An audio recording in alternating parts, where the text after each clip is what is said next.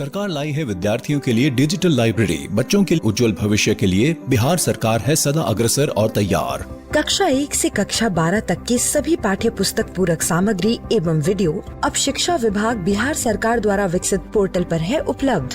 अध्ययन सामग्री देखने के लिए BEPCLOTS.bihar.gov.in पर विजिट करें अथवा एंड्रॉइड मोबाइल पर गूगल प्ले स्टोर से E-LOTS ऐप डाउनलोड करें।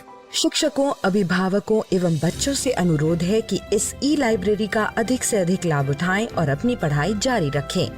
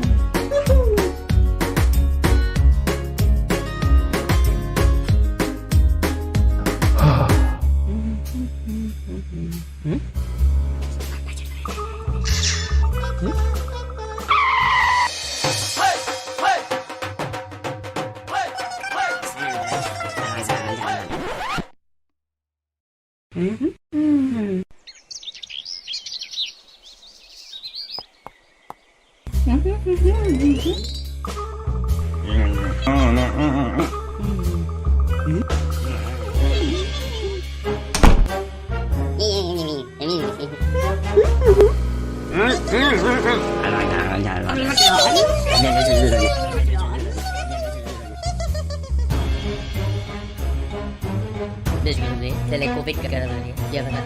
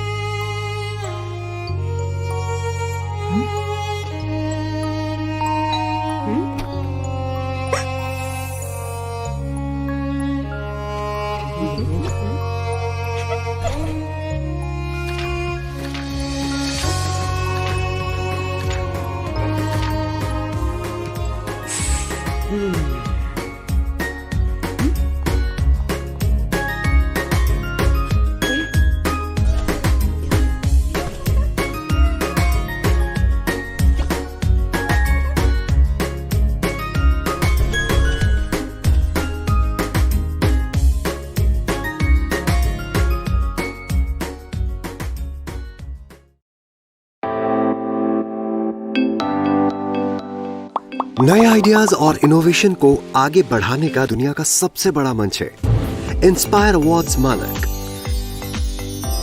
जहां कक्षा 6 से 10 तक के छात्र साइंस और टेक्नोलॉजी से संबंधित अपने आइडियाज और इनोवेशन को देश दुनिया तक पहुंचाने का मौका पा सकते हैं। स्कूल के माध्यम से जल्द अपने आइडिया को इंस्पायर अवार्ड मानक के वेब पोर्टल पर जमा करवाएं और अपने इनोवेटिव यात्रा की शुरुआत करें। ये करेगा आपके सपनों को साकार और एक नए नवसर्जक भारत का निर्माण। इंस्पायर अवार्ड्स मानक, इंस्पायरिंग इनोवेटर्स ऑफ टुमारो। ज्यादा जानकारी के लिए www.inspireawards-bst.gov.in पर जाएं।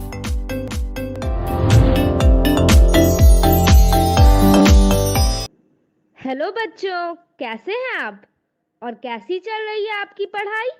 ये तो बहुत अच्छी बात है कि हम लोग प्रतिदिन सुबह 9 बजे से 10 बजे अपनी कॉपी और कलम के साथ मेरा दूरदर्शन मेरा विद्यालय कार्यक्रम देखने के लिए तैयार रहते हैं, जहां क्लास 6 से 8 की पढ़ाई होती है और साथ साथ कुछ अन्य रोचक जानकारियां भी हमें मिलती हैं।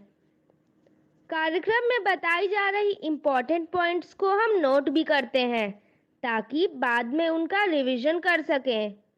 और हाँ बच्चों, एक बात और, हम लोग जो भी चीज़ें मेरा दूरदर्शन मेरा विद्यालय कार्यक्रम में सीखते हैं उसका अध्ययन अपनी किताब में ज़रूर करें।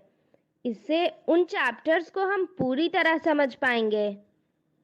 आज हम लोग सबसे पहले जानेंगे चंपारण सत्याग्रह से जुड़ी बातों को, उसके बाद पढ़ाई करेंगे गणित की जिसमें सबसे पहले क्लास 6 में समझेंगे दिए हुए कोण के बराबर कोण बनाने के बारे में। उसके बाद क्लास 7 में जानेंगे एक सपाट पृष्ठ पर ठोसों को खींचना। उसके बाद समझेंगे आंकड़ों का वर्गीकरण और आयत चित्र को। तो चलिए शुरू करते हैं आज की गणित की क्लास मेरा दूरदर्शन मेरा विद्यालय के साथ। चंपारण सत्याग्रह की कहानी। बिहार के चंपारण जिले में किसानों से जोर जबरदस्ती नील की खेती करवाई जाती थी। मजदूर किसान नीले अत्याचार से परेशान थे। वे एक मसीहा की तलाश में थे जो उन्हें शोषण, जोर जबरदस्ती की पीड़ा से मुक्ति दिलाए। 9 जनवरी 1915 का दिन। गांधी जी दक्षिण अफ्रीका से भारत लौट आए। वे 1916 के लखनऊ के कांग्रेस अधिवेशन में शामिल हुए। चंपारण के किसान नेता राजकुमार शुक्ल भी अधिवेशन में आए हुए थे। वे किसी बड़े नेता को चंपारण में लाना चाहते थे और उस समय बाल गंगाधर तिलक का बड़ा नाम था। राजकुमार शुक्ल सबसे पहले तिलक के पास गए। उन्होंने तिलक से चंपारण चलने की विनती की, पर तिलक जी ने कहा, मैं अभी देश की आजादी के लिए काम कर रहा हूँ। फिर शुक्ल जी मदन मोहन मालवीय से मिले और उन्होंने कहा, हम सभी देश की आजादी के संघर्ष में लगे, इससे चंपारण की समस्या का भी हल निकलेगा। निराश होकर वो गांधी जी के पास गए। उन्होंने चंपारण की समस्या बतलानी चाहिए, परंतु उन्हें अवसर ही नहीं मिला। फिर शुक्ल जी ब्रज किशोर बाबू के साथ गांधी जी से मिले, पर गांधी जी ने कहा, बिना देखे और पूरी बात जाने मैं कुछ नहीं कर सकता। राजकुमार शुक्ल की लगातार कोशिश के बाद गांधी जी ने एक दिन चंपारण आने का वादा किया। लखनऊ अधिवेशन के बाद गांधी जी कानपुर गए। शुक्ल जी वहां भी लगे रहे।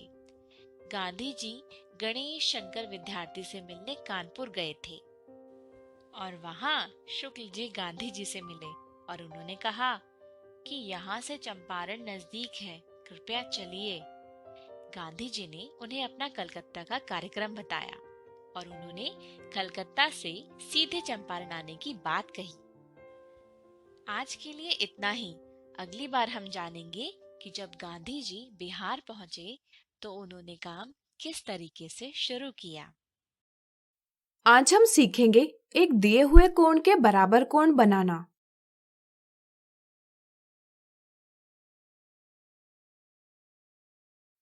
हमने सीखा कि चांदे और प्रकार के प्रयोग से कैसे हम दिए हुए माप का कोण बना सकते हैं। आज हम वह विधि सीखेंगे जिससे हम एक ऐसे कोण के बराबर कोण बना पाएंगे जिसका माप हमें ज्ञात नहीं है। चलिए इसकी विधि समझें। मान लीजिए हमें कोण PQR दिया गया है जिसका माप हमें ज्ञात नहीं। हमें इस कोण के बराबर माप का कोण बनाना है। पहला चरण, कोण बनाने के लिए पहले हम एक किरण ST खींचेंगे।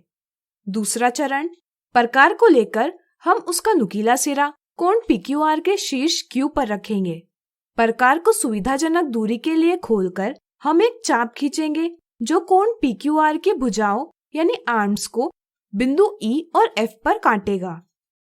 तीसरा चरण, प्रकार में ली गई दूरी को समान रखकर हम उसका नुकीला सिरा S पर रखेंगे और किरण ST को बिंदु J पर काटता चाप खींचेंगे। चौथा चरण, अब हम प्रकार का नुकीला सिरा बिंदु E पर रखेंगे और प्रकार को E से F तक की दूरी के लिए खोलेंगे। पांचवा चरण, प्रकार की दूरी में बिना कोई बदलाव किए हम उसका नुकीला सिरा बिंदु J पर रखेंगे और पिछले चाप को बिंदु R पर काटता चाप खींचेंगे। छठा चरण, अब हम शीर्ष S और बिंदु R को जोड़ेंगे और किरण SR खींचेंगे। इससे हमें प्राप्त होगा कोण RST जो कि कोण PQR के बराबर है। तो आज हमने सीखा एक दिए हुए कोण के बराबर कोण बनाना। अगले वीडियो में इससे जुड़े कुछ मजेदार उदाहरण देखेंगे। आज हम देखेंगे एक दिए हुए कोण के बराबर कोण बनाने से संबंधित उदाहरण।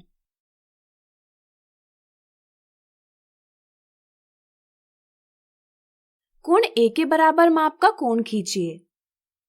यहाँ हमें कोण ए दिया गया है जिसका माप हमें ज्ञात नहीं और हमें इस कोण के बराबर माप का कोण बनाना है। पिछले वीडियो में हमने इसकी विधि सीखी, क्या आपको याद है? सोचिए सोचिए। चलिए हम बताते हैं।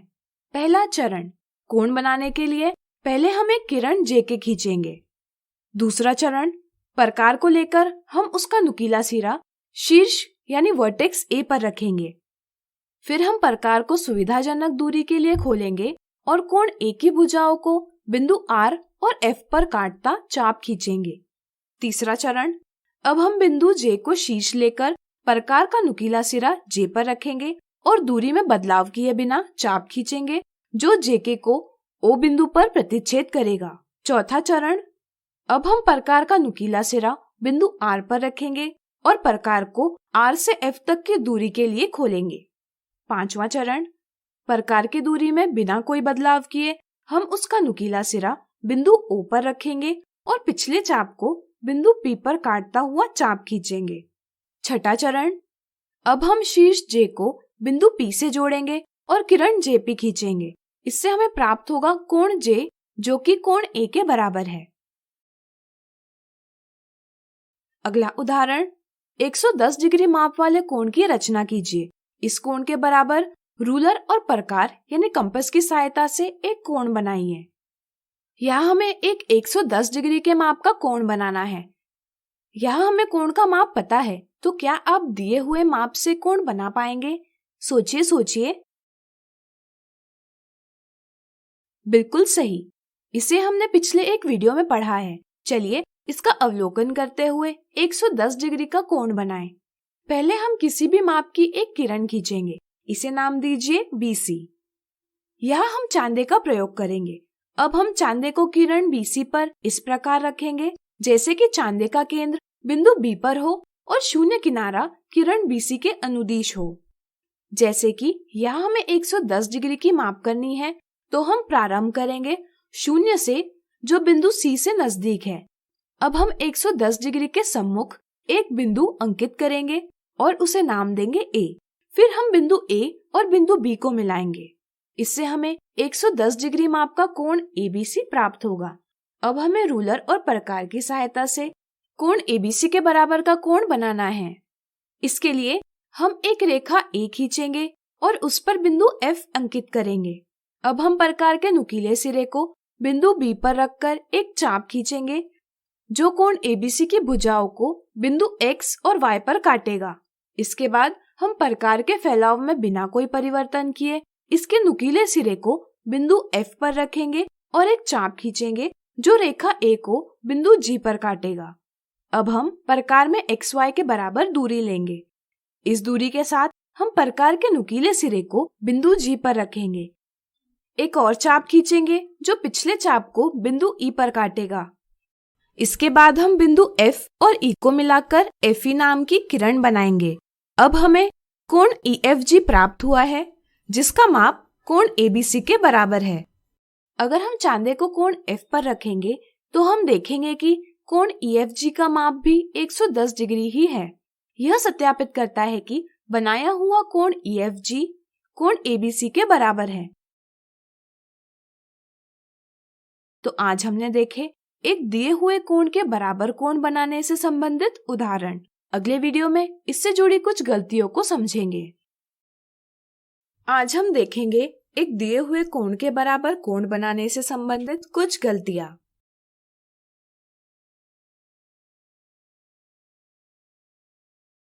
कई बच्चे बड़े आकार का बिंदु बनाते हैं। बिंदु बड़ा होने से सटीक माप लेने में कठिनाई होती है। साथ ही साथ प्रकार यानी कंपास का नुकीला सिरा सटीक स्थान पर नहीं रखा जाता। इसके परिणाम स्वरूप गलत माप का कोण बन जाता है। इसलिए बिंदु का आकार छोटा होना चाहिए। आपको याद होगा कि बिंदु एक सूक्ष्म निशान होता है जो किसी स्थान या स्थिति को दर्शाता है। हम पेंसिल से सूक्ष्म निशान तो नहीं बना सकते, लेकिन नुकीली पेंसिल का प्रयोग करके बहुत छोटा बिंदु बना सकते हैं। ध्यान रहे, जितना छोटा बिंदु उतने सटीक प्रकार का नुकीला सिरा ठीक स्थान पर रखा जा सकता है। और तब कोण बनाते समय गलती होने की संभावना कम हो जाती है। इसलिए ध्यान रहे, जब भी बिंदु बनाए छोटा बनाए। प्रकार के उपयोग संबंधित कुछ महत्वपूर्ण बातों का हमें ध्यान रखना चाहिए, जैसे प्रकार की नुकीली भुजा और पेंसिल वाली भुजा की लंबाई बराबर होनी चाहिए। प्रकार का स्क्रू टाइट होना चाहिए जिससे कि ली गई दूरी में परिवर्तन ना हो। पेंसिल भी प्रकार में ठीक प्रकार से निश्चित करनी चाहिए ताकि चाप या वृत्त खींचते समय वह सरके नहीं। वृत्त खींचने के लिए प्रकार के इस भाग को एक ही हाथ के तर्जनी उंगली और अंगूठे के बीच में इस प्रकार पकड़ा जाता है। फिर कंपास धीरे धीरे घुमाते हुए वृत्त खींचा जाता है। ध्यान रहे, प्रकार निश्चित बिंदु पर सटीक होना चाहिए तथा चाप या वृत्त खींचते समय प्रकार अपने निश्चित स्थान से न सरके, इस पर विशेष ध्यान देना चाहिए। इसी के साथ चलिए जानते हैं प्रकार के फैलाव में परिवर्तन से संबंधित गलती। कई बार प्रकार का प्रयोग सावधानी से नहीं किया जाता। कुछ बच्चे प्रकार के सिरों में माप ठीक प्रकार से लेते हैं, लेकिन चाप खींचते समय बच्चे इस बात का ध्यान नहीं रखते कि अधिक दबाव के कारण प्रकार के माप में बदलाव हो सकता है। जब बच्चे प्रकार के प्रयोग से कोण बनाने का प्रयास करते हैं तो इस गलती के कारण अक्सर उन्हें गलत माप का कोण प्राप्त होता है। पेंसिल की नोक नुकीली न होना। किसी भी कोण की रचना करने के लिए नुकीली पेंसिल का इस्तेमाल करना आवश्यक है। अगर पेंसिल नुकीली न हो यानी कि कुंठित यानी ब्लंट हो तो बिंदु और रेखाएं मोटी बनती है, जिसके कारण कोण गलत माप का बनने की संभावना बढ़ जाती है। साथ ही साथ ऐसी आकृति में सुथरापन नहीं मिलता।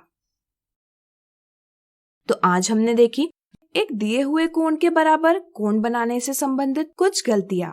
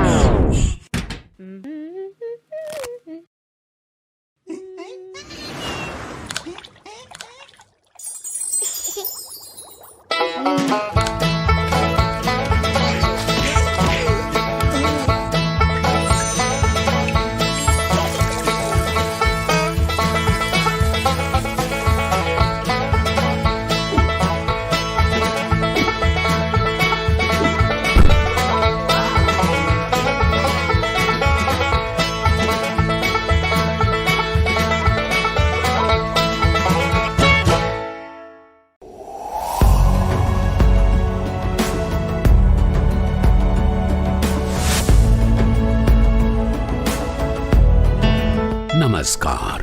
आप शिक्षकों द्वारा दी गई अच्छी शिक्षा से आज लाखों विद्यार्थी इनोवेशंस कर रहे हैं। उन सभी को इंस्पायर अवार्ड्स मानक में हिस्सा लेने प्रोत्साहित कीजिए।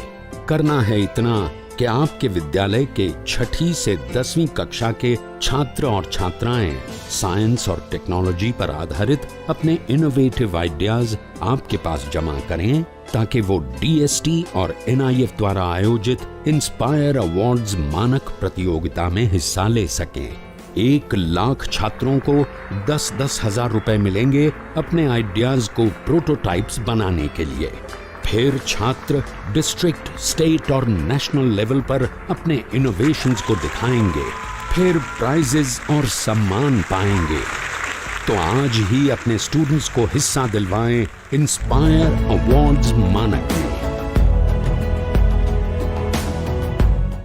आज हम देखेंगे एक सपाट पृष्ठ पर ठोसों को खींचने के उदाहरण।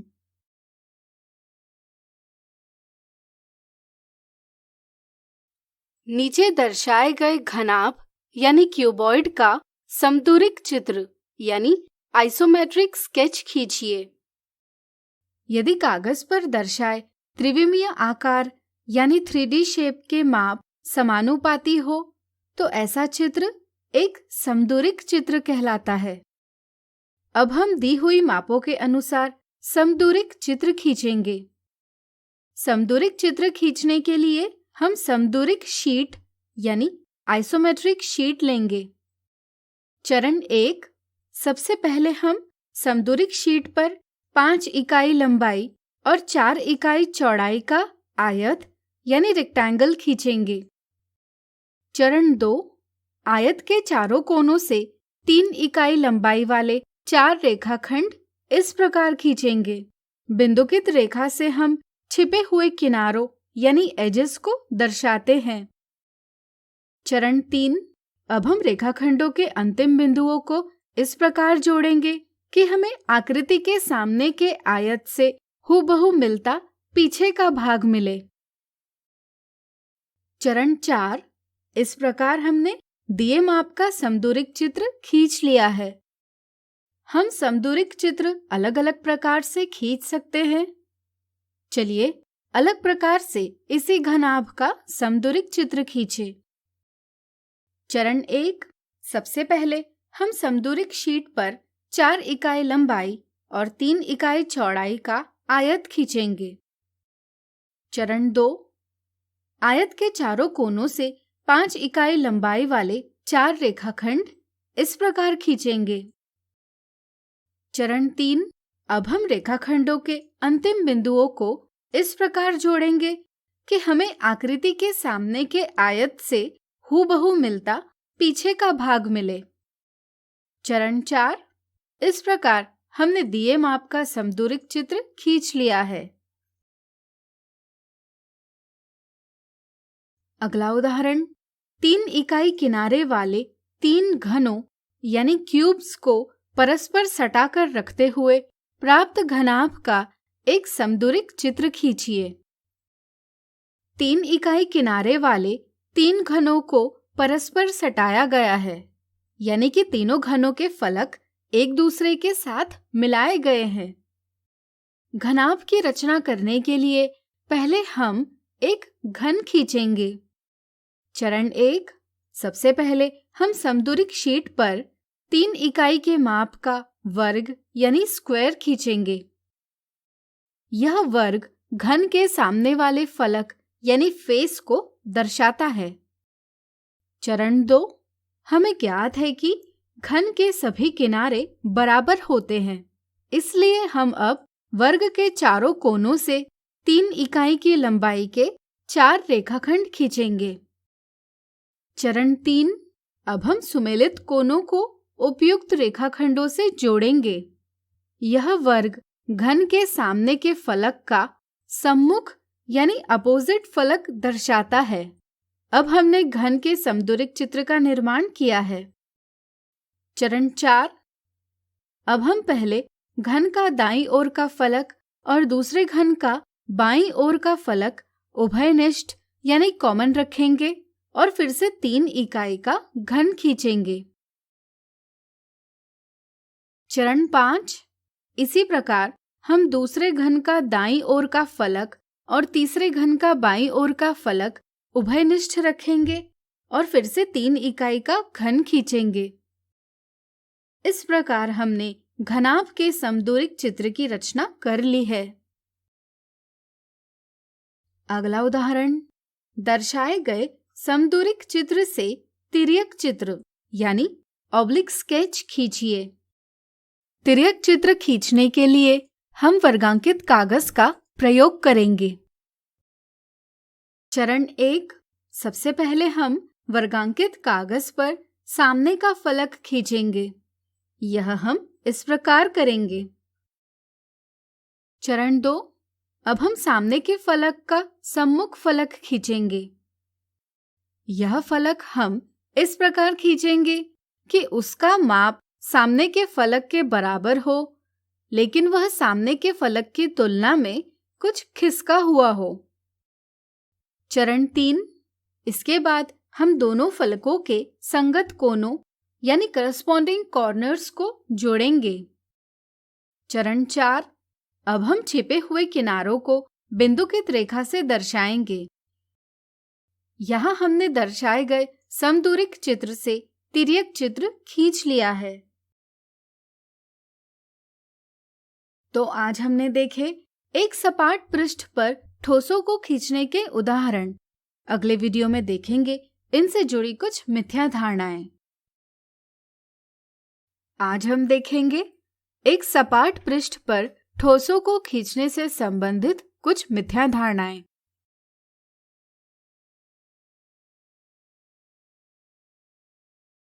मिथ्या धारणा एक घनाभ यानी क्यूबॉइड की विमाएं यानी डायमेंशंस 6 सेंटीमीटर गुणा 5 सेंटीमीटर गुणा 3 सेंटीमीटर है। राहुल की समझ के अनुसार घनाभ की लंबाई 6 सेंटीमीटर, चौड़ाई 3 सेंटीमीटर और ऊंचाई 5 सेंटीमीटर है, परंतु राज की समझ के अनुसार घनाभ की लंबाई 6 सेंटीमीटर, चौड़ाई 5 सेंटीमीटर और ऊंचाई 3 सेंटीमीटर है। तो ज्ञात कीजिए दोनों में से किसकी समझ सही समझ है। घनाभ की विमाएं 6 सेंटीमीटर गुणा 5 सेंटीमीटर गुणा 3 सेंटीमीटर है। राहुल की तरह कुछ बच्चे विमाओं की पहचान करते समय सोचते हैं कि घनाभ की लंबाई 6 सेंटीमीटर, चौड़ाई 3 सेंटीमीटर और ऊंचाई 5 सेंटीमीटर है। उन्हें यह तो ज्ञात होता है कि पहली विमा लंबाई की है, परंतु वे चौड़ाई और ऊंचाई को पहचानने में गलती करते हैं। वे यह तय नहीं कर पाते कि दोनों विमाओं में से कौन सी विमा चौड़ाई की है और कौन सी विमा ऊंचाई की है। भ्रम के कारण बच्चे ऑप्शन 1 का चयन करते हैं, जो कि एक गलत जवाब है। ध्यान रहे, जब भी विमाएं इस रूप में दी जाती है तो पहली विमा दर्शाती है लंबाई को, दूसरी विमा दर्शाती है चौड़ाई को और तीसरी विमा दर्शाती है ऊंचाई को। यानी कि घनाभ की लंबाई 6 सेंटीमीटर, चौड़ाई 5 सेंटीमीटर और ऊंचाई 3 सेंटीमीटर है। इसलिए राज को विमाओं की सही समझ है, यानी कि ऑप्शन 2 सही जवाब है। मिथ्या धारणा 2, नीचे दर्शाए कथनों में से कौन सा कथन सही है। कुछ बच्चों को समदूरिक चित्र और तिर्यक चित्र की समझ में भ्रम यानी कंफ्यूजन होता है। वे सोचते हैं कि तिर्यक चित्र में माप समानुपाती होते हैं, इस कारण वे ऑप्शन 2 जवाब देते हैं, जो कि एक गलत जवाब है। ध्यान रहे, तिर्यक चित्र में माप समानुपाती नहीं होते, समदूरिक चित्र में माप समानुपाती होते हैं। इसलिए सही जवाब है ऑप्शन 1। तो आज हमने देखी एक सपाट पृष्ठ पर ठोसों को खींचने से संबंधित कुछ मिथ्या धारणाएं। आज हम सीखेंगे आंकड़ों का वर्गीकरण और आयत चित्र।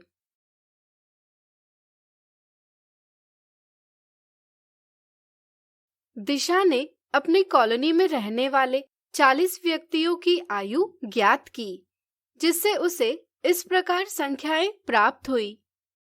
वांछित सूचना प्राप्त करने के लिए एकत्रित किए गए संख्याओं के ऐसे संग्रह आंकड़े यानी डेटा कहलाते हैं।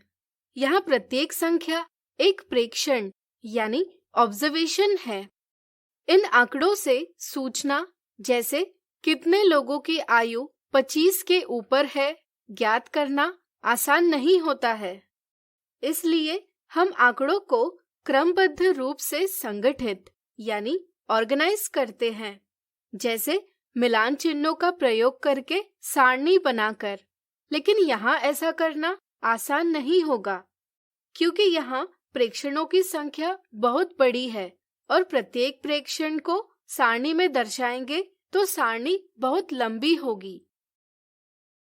ऐसी स्थिति में हम प्रेक्षणों को विभिन्न समूहों में संगठित करते हैं। चूंकि यहाँ सबसे छोटा प्रेक्षण 5 है और सबसे बड़ा प्रेक्षण 68 है, यानी आंकड़ों का परिसर 5 से 68 तक है। इसलिए यहाँ हम प्रेक्षणों के 0 से 10, 10 से 20, 20 से 30 इत्यादि इस प्रकार समूह यानी ग्रुप बनाएंगे। प्रत्येक समूह को हम एक वर्ग अंतराल यानी क्लास इंटरवल या संक्षेप में वर्ग यानी क्लास कहते हैं।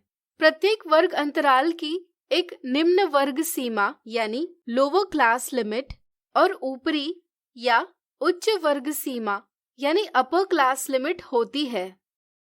जैसे 0 से 10 में 0 निम्न वर्ग सीमा और 10 उच्च वर्ग सीमा है।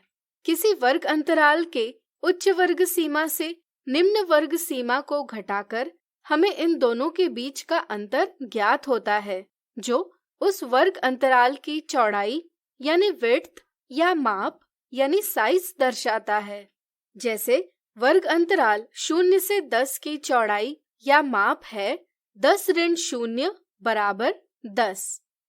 इसी तरह वर्ग अंतराल 20 से 30 की माप भी होगी 30-20 बराबर 10। इसी तरह यहाँ सभी वर्ग अंतरालों की माप 10 है।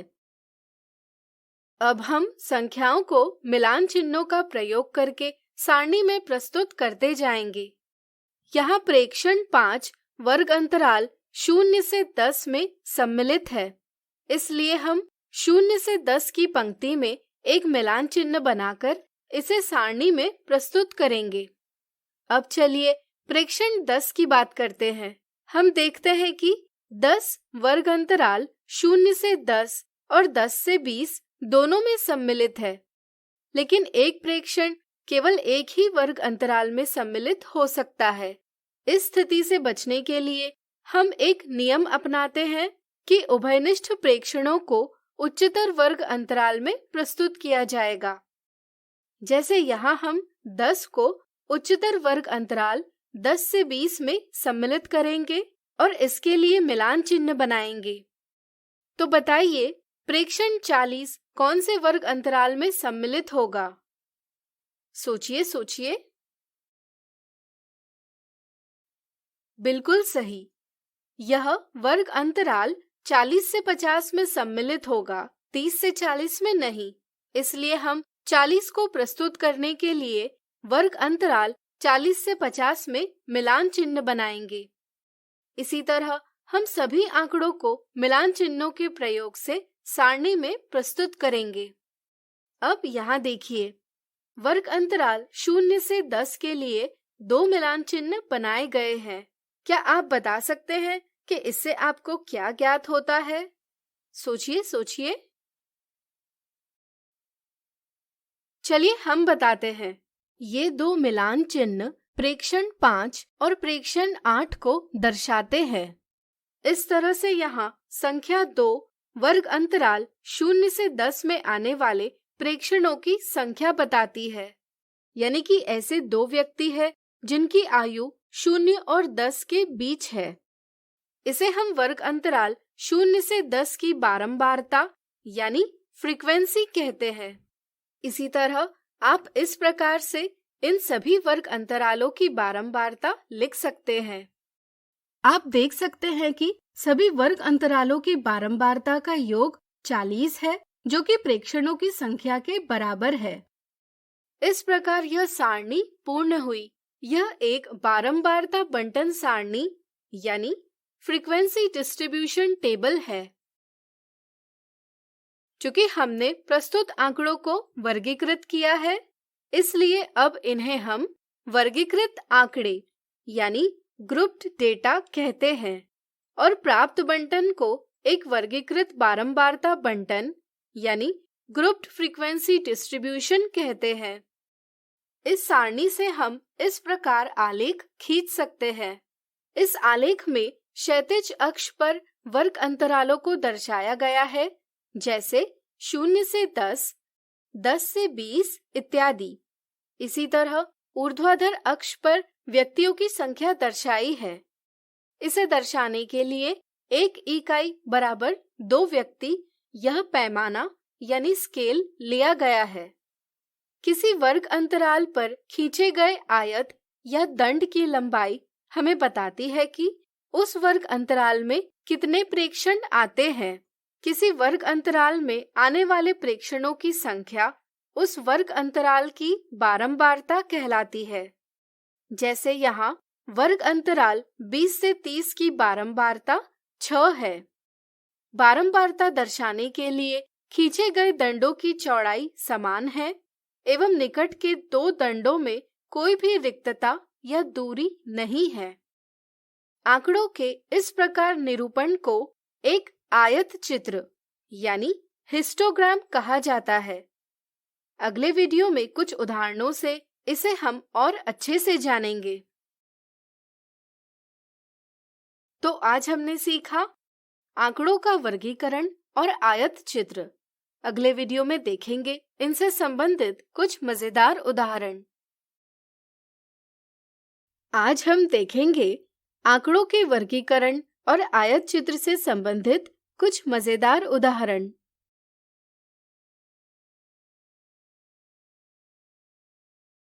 नृत्य प्रतियोगिता में 38 प्रतियोगियों का 50 में से स्कोर निम्नलिखित है। इन्हें एक बारंबारता बंटन सारणी यानी फ्रीक्वेंसी डिस्ट्रीब्यूशन टेबल में प्रस्तुत कीजिए एवं वर्गीकृत आंकड़ों यानी ग्रुप्ड डेटा को आयत चित्र यानी हिस्टोग्राम द्वारा निरूपित कीजिए। बारंबारता बंटन सारणी बनाने के लिए हम 3 स्तंभ बनाएंगे। पहले स्तंभ में स्कोर के वर्ग अंतराल यानी क्लास इंटरवल दर्शाएंगे। दूसरे स्तंभ में मिलान चिन्ह यानी टेलीमार्क्स और तीसरे स्तंभ में प्रतियोगियों की संख्या दर्शाएंगे जो वर्ग अंतराल की बारंबारता यानी फ्रीक्वेंसी दर्शाएगी। अब हम वर्ग अंतराल चुनेंगे।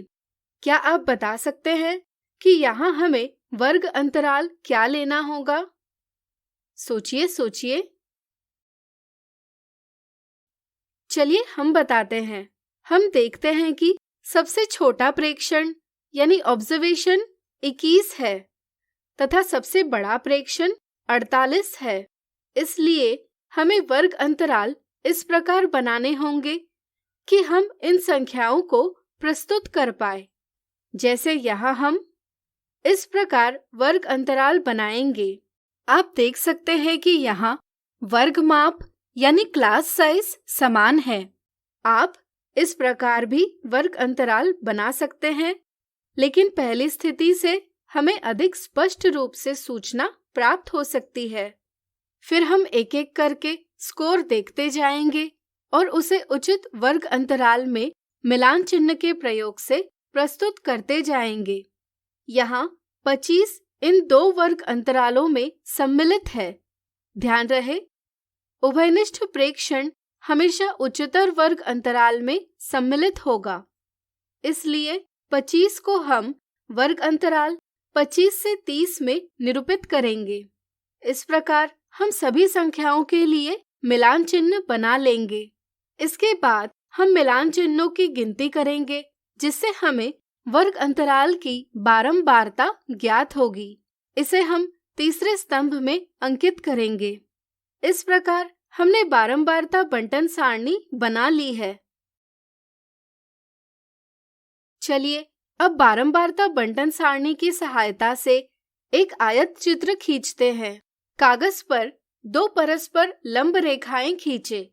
क्षैतिज रेखा x अक्ष और ऊर्ध्वाधर रेखा y अक्ष है। हम x अक्ष पर स्कोर दर्शाएंगे। यहाँ हम इस प्रकार निकुंज यानी किंक का चिन्ह बनाकर यह दर्शाते हैं कि हम 0 से 20 तक की संख्याएं नहीं दर्शा रहे हैं। यहाँ प्रत्येक वर्ग अंतराल के उच्च वर्ग सीमा यानी अपर क्लास लिमिट और निम्न वर्ग सीमा यानी लोअर क्लास लिमिट में अंतर यानी कि प्रत्येक वर्ग अंतराल की चौड़ाई यानी विड्थ या माप यानी साइज समान है। इसलिए हम क्षैतिज अक्ष पर समान दूरी रखते हुए वर्ग अंतराल अंकित करेंगे। इसी प्रकार हम 1 इकाई बराबर 2 प्रतियोगी पैमाना लेकर y अक्ष पर बारंबारता यानी प्रतियोगियों की संख्या दर्शाएंगे। बारंबारता बंटन सारणी में सबसे बड़ी बारंबारता 10 है। इसलिए हम y अक्ष पर प्रतियोगियों की संख्या इससे 1 इकाई अधिक यानी कि 12 पर समाप्त कर सकते हैं। अब हम प्रत्येक वर्ग अंतराल की बारंबारता दंडों की लंबाई के रूप में दर्शाएंगे। जैसे वर्ग अंतराल 20 से 25 की बारंबारता दर्शाने के लिए एक दंड खींचेंगे जिसकी लंबाई से 7 प्रतियोगियों को निरूपित करेंगे। इसी तरह हम सभी वर्ग अंतरालों की बारंबारता दर्शाएंगे। ध्यान रहे, दंडों की चौड़ाई हम समान रखेंगे तथा दंडों के बीच कोई भी दूरी नहीं रखेंगे। इससे हमें आयत चित्र प्राप्त होगा। अगला उदाहरण, दर्शाए गए आयत चित्र को पढ़कर ज्ञात कीजिए। यह आयत चित्र क्या सूचना प्रदर्शित करता है? दर्शाए गए आयत चित्र में कक्षा 8वीं के कितने विद्यार्थी कितने घंटे पढ़ाई में व्यतीत करते हैं, यह दर्शाया गया है। 4 या 4 से अधिक घंटे पढ़ाई करने वाले विद्यार्थियों की संख्या ज्ञात कीजिए। यहाँ 2 वर्ग अंतराल 4 से 6 और 6 से 8 उन विद्यार्थियों की संख्या निरूपित करते हैं जो 4 घंटों से अधिक घंटे पढ़ाई करते हैं। वर्ग अंतराल 4 से 6 और इसकी लंबाई को देखकर पता चलता है कि ऐसे 20 विद्यार्थी हैं जो 4 या इससे अधिक लेकिन 6 से कम घंटे पढ़ाई करते हैं। इसी तरह वर्ग अंतराल 6 से 8 और इसकी लंबाई से पता चलता है कि ऐसे 5 विद्यार्थी हैं जो 6 या इससे अधिक लेकिन 8 से कम घंटे पढ़ाई करते हैं। इस तरह से 4 या 4 से अधिक घंटे पढ़ाई करने वाले विद्यार्थियों की संख्या 20-5 बराबर 25 है। तो आज हमने आंकड़ों के वर्गीकरण और आयत चित्र से संबंधित कुछ उदाहरण देखे। अगले वीडियो में हम इनसे जुड़ी मिथ्या धारणा और साधारण गलतियां देखेंगे। डर से नहीं, तैयारी से आगे कदम बढ़ाना है। रुकी जिंदगी में चहल पहल वापस फिर से लाना है। धोकर हाथ पहन कर मास्क सुरक्षित जीवन चलाना है। सुरक्षित जीवन चलाना है। डर कर नहीं, तैयारी से आगे कदम बढ़ाना है। डर कर नहीं, तैयारी से आगे कदम बढ़ाना है। रखेंगे 2 गज की दूरी, सबको पौष्टिक आहार खिलाएंगे, बच्चों और बूढ़ों का करेंगे ख्याल। रोगी नहीं, रोग से लड़ कोरोना को हराएंगे। स्वास्थ्य केंद्र फिर से खुल गए, जिनका लाभ उठाना है। रुकी जिंदगी में चहल पहल वापस फिर से लाना है। धोकर हाथ पहन कर मास्क सुरक्षित जीवन चलाना है। सुरक्षित जीवन चलाना है। डर कर नहीं, तैयारी से आगे कदम बढ़ाना है। डर कर नहीं, तैयारी से आगे कदम बढ़ाना है। टीकाकरण की शुरुआत हो गई है, पर पहले की तरह हमें मास्क लगाना और 2 गज की दूरी बनाए रखना अभी भी जरूरी है। स्वास्थ्य विभाग और सूचना एवं जनसंपर्क विभाग बिहार सरकार द्वारा जनहित में जारी। जीतेगा बिहार।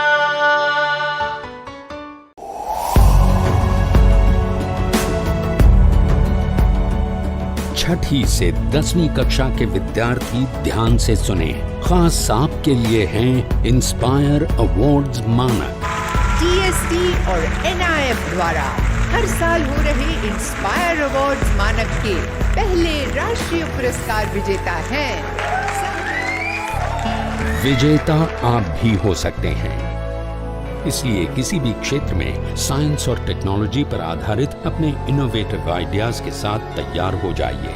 जानते हैं ना, आप में से 1 लाख स्टूडेंट्स को 10-10 हजार रुपए मिलेंगे अपने आइडियाज को प्रोटोटाइप बनाने के लिए। उसके बाद दुनिया सराहेगी आपका हुनर जब पहुंचेगा आपका आइडिया लोगों तक प्रोडक्ट के रूप में। तो अपने ओरिजिनल इनोवेटिव आइडियाज को स्कूल में जमा करें। बेस्ट आइडियाज आगे बढ़ाए जाएंगे ऑफिशियल वेबसाइट पर, और हाँ, जल्दी आज ही जमा करें। So good luck with inspire awards मानक।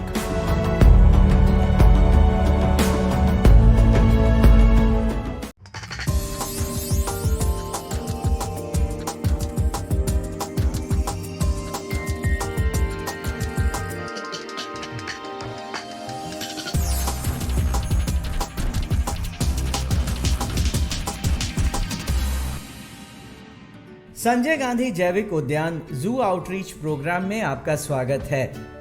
आज हम जिस जानवर के एनक्लोजर के पास चलेंगे वो देखने में बेहद आकर्षक लगता है। अपने शारीरिक बनावट और स्वभाव के कारण ये बच्चों के बीच बेहद लोकप्रिय है। जी हाँ, हम बात कर रहे हैं काले बंदर की।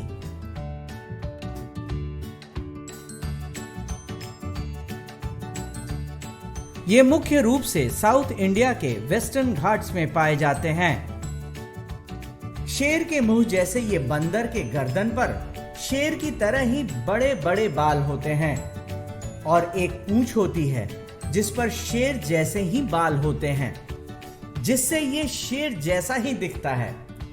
ये देखने में बेहद आकर्षक लगते हैं और काफी चंचल होते हैं।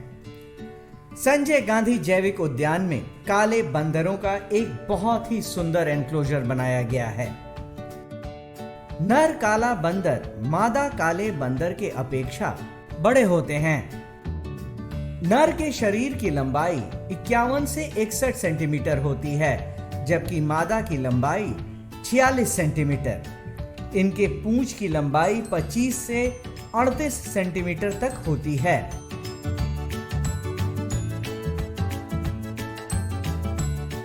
ये सामाजिक जानवर होते हैं और हमेशा झुंड में रहते हैं, क्योंकि झुंड में ये खुद को ज्यादा सुरक्षित महसूस करते हैं। इनके समूह में सामान्यतः 12 से 20 काले बंदर होते हैं। वैसे तो इनकी 4 टांगे होती हैं, लेकिन ये अपने आगे की दोनों टांगों का इस्तेमाल हाथों की तरह करते हैं, चाहे खाना तोड़कर खाना हो या फिर एक डाली को पकड़कर दूसरी डाली पर छलांग लगाना हो। ये बहुत ही चालाक और समझदार होते हैं। ये सर्वहारी होते हैं, लेकिन इन्हें फल, फूल, पत्ते, सब्जी खाना ज्यादा पसंद है। कभी कभी ये कीड़े मकोड़े और पक्षियों के अंडे भी खाते हैं। इनका जीवन काल 20 से 38 वर्षों का होता है और इनका वजन 3 से 10 किलोग्राम तक होता है। 6 महीने के गर्भकाल के बाद मादा काला बंदर एक बार में एक बच्चे को जन्म देती है। जैसा कि हम जानते हैं कि लैंड टेल मकाक एक इंडेमिक मकाक है जो वेस्टर्न घाट्स में पाया जाता है और ये नेटिव टू इंडिया है और वर्ल्ड में कहीं और इसके पाए जाने की इंफॉर्मेशन इससे रिलेटेड नहीं है। लैंड टेल मकाक एक मीडियम साइज़ का मकाक होता है और इनका पिक्यूलियर नेम इसलिए दिया गया है कि इनका जो टेल पोर्शन होता है उसमें एक टफ्ट पाया जाता है हेयर का, ब्राउन कलर का, जो लायन से मिलता जुलता है। इसके अतिरिक्त इनके मेल और फीमेल में गर्दन के किनारे ऐसे इनका बॉडी का कलर ब्लैक होता है, जो इनका मॉर्फोलॉजी है, और गर्दन के साइड में चारों तरफ सर पे बाल होता है, मेन होता है जिसे मेन कहा जाता है, वो ब्राउन कलर का होता है, जो इसे एक अलग सा रूप देता है। लैंड टेल मकाक हैं, ये अर्बोरियल इन नेचर होते हैं और इनका जो डिस्ट्रीब्यूशन है ये सेमी एवरग्रीन और एवरग्रीन फॉरेस्ट में पाए जाते हैं। ये ऊंचे वृक्षों पर रहना पसंद करते हैं और काफ़ी कम ही ज़मीन पे नीचे उतर कर आते हैं। इनमें सेक्सुअल मैच्योरिटी जो फीमेल होती हैं उनमें 4 साल में आ जाती है और मेल में लगभग 6 साल में आता है। बच्चे का वज़न जन्म के समय लगभग 450 ग्राम या 500 ग्राम के आसपास ही होता है और ये ग्रुप में रहना पसंद करते हैं। जनरली एक मेल के साथ बहुत सारी फीमेल रहती हैं और जो मेल होते हैं वो काफ़ी डोमिनेंट होते हैं। पटना जू में इनकी संख्या 2 है। लास्ट ईयर इन्हें वंडलूर जू से एक्सचेंज प्रोग्राम के तहत लाया गया था। सामान्य बंदर, जिसे हम अक्सर गांवों में या कस्बों में अपने आसपास देखा करते हैं,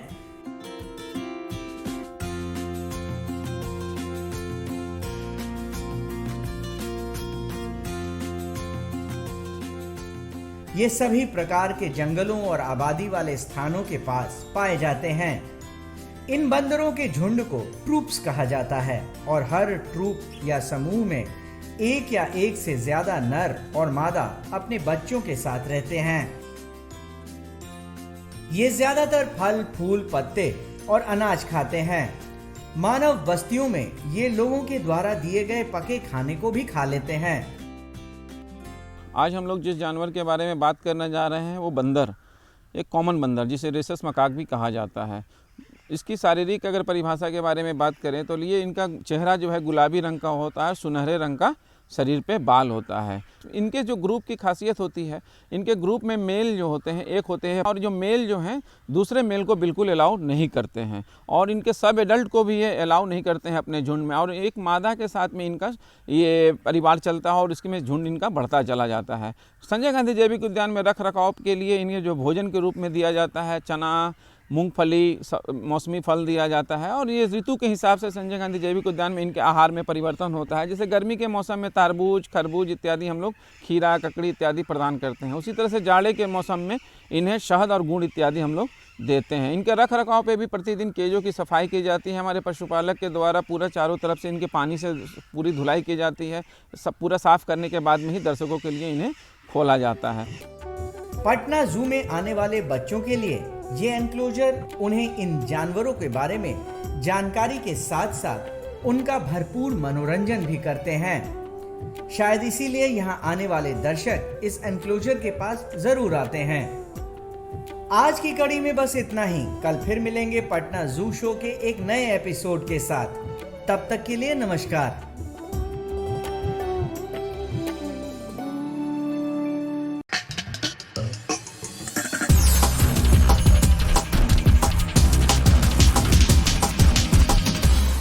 तो आशा करती हूँ बच्चों आज के एपिसोड में आपने जरूर कुछ नया सीखा होगा। तो घर पर रहें, पढ़ते रहें, बढ़ते रहें। मिलते हैं अगले एपिसोड में। बाय बाय बच्चों।